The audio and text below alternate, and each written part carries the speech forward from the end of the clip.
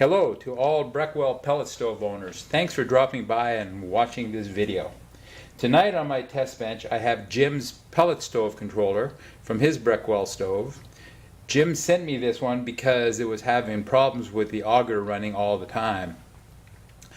Sure enough, when I put it on my tester, it performed in the very same manner, so it needed some repairs. I spent some time troubleshooting it. I repaired a few components, and now it's time to go through final test. I have it connected to my tester unit. The tester has light bulbs to simulate the combustion fan in blue, the auger in yellow, and the convection or room fan in red.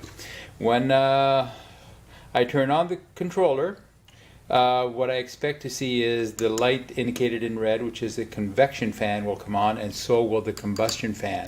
The convection will not normally come on your stove at home because there's a thermal switch that controls it. But on my tester I don't have that switch, so it'll come on. So let's go ahead and turn that on and we'll see those two lights come on. And as you see, they did. I have the combustion fan running now and the convection fan running.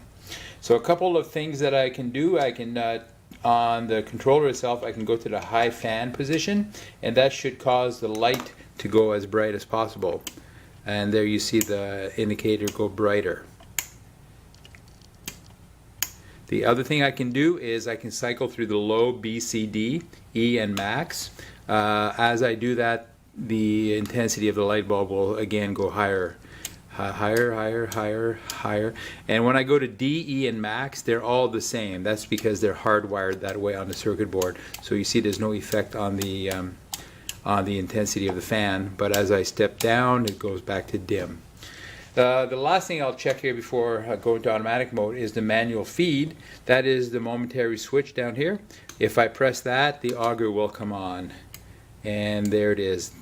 The auger comes on, pellets get fed into the pot.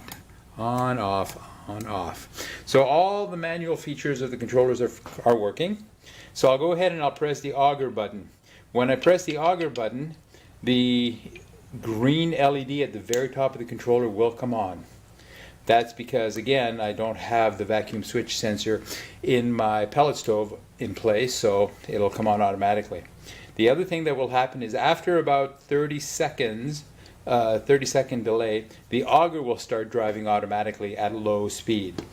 Low speed being it's off for about 30 seconds and it drives pellets for about 5 seconds or less. So let's go ahead and do that. I'll press the auger button, press and release, and there we see the indicator light come on. So we'll allow about 30 seconds to elapse, and we should see in behind the faceplate the green LED will come on, and at the same time the auger indicator will come on, saying that the auger is driving.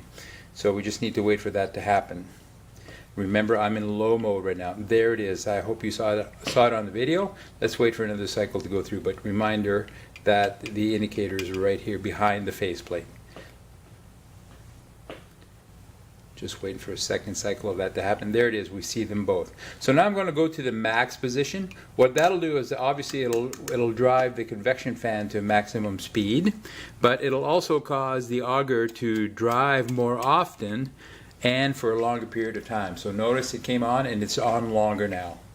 Off, and it'll be off for a shorter period of time. We won't have to wait nearly 30 seconds or 25 seconds for it to come on, and it'll drive for a longer period of time. So it's on again and on for a longer duration.